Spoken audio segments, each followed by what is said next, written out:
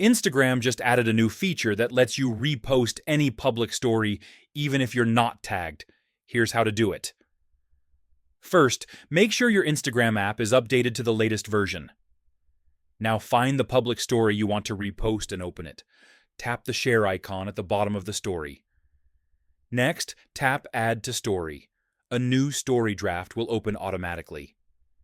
You can tap the story to make it full screen, add text, stickers, or other effects if you want. When you're ready, tap your story to post.